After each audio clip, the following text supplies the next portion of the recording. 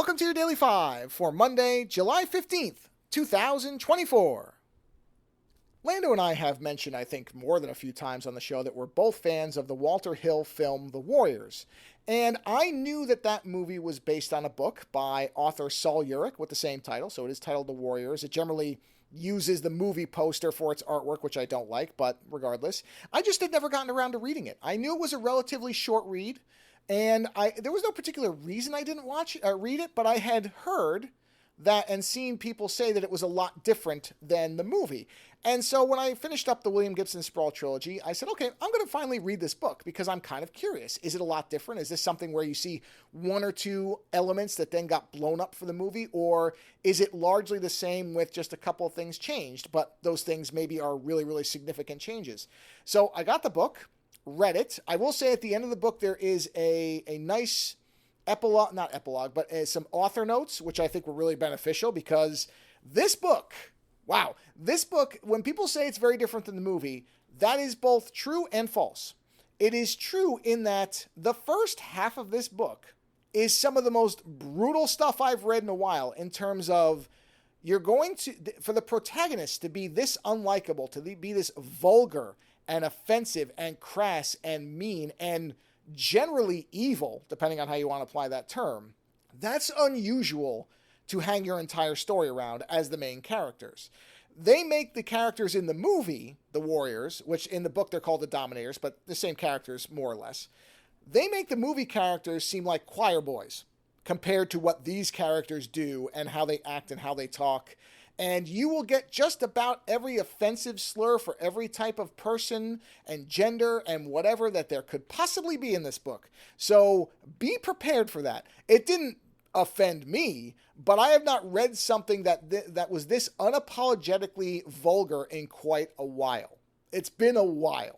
So I was kind of reeling a bit in the opening, and then I just got used to it. And then at the halfway point, and up to that halfway point, the movie and the book are largely the same in terms of the general story beats. But you will definitely see what they sanded back, where they knew, okay, we can't make the characters like this, or no one will want to finish this movie, and everybody will want them to be dead.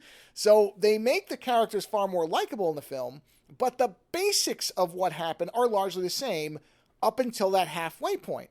And at that halfway point, not only does the story diverge massively from the film, but the book becomes a different book. Tonally, it shifts radically.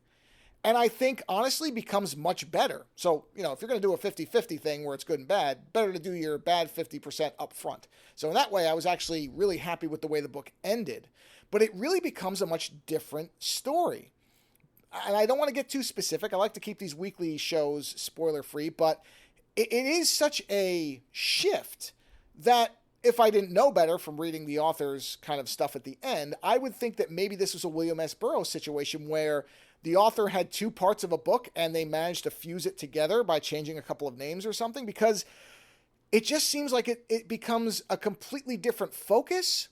The story dials down quite a bit in its scope, and it becomes much more of a character study in a way that from the first half, I would never have expected. So it's sort of a weird book to recommend. I would say if you've seen the movie and you enjoy it, and you can handle the fact that this is a very vulgar and crass book, it's worth reading to use as a comparison point. If I had read this in the vacuum of never seeing the movie, would I have liked it?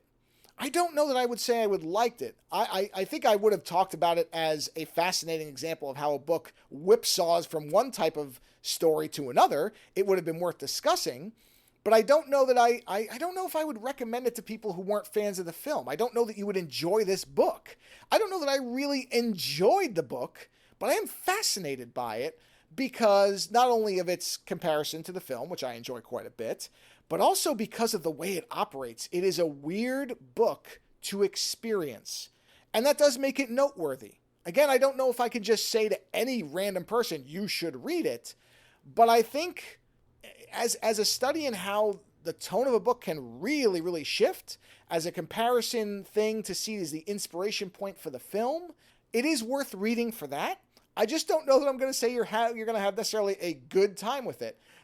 So it is a weird recommendation, but I would say if you're a fan of the film and you have the time, yeah, you should read it. Otherwise, I don't know. And that's all I can really say. Later.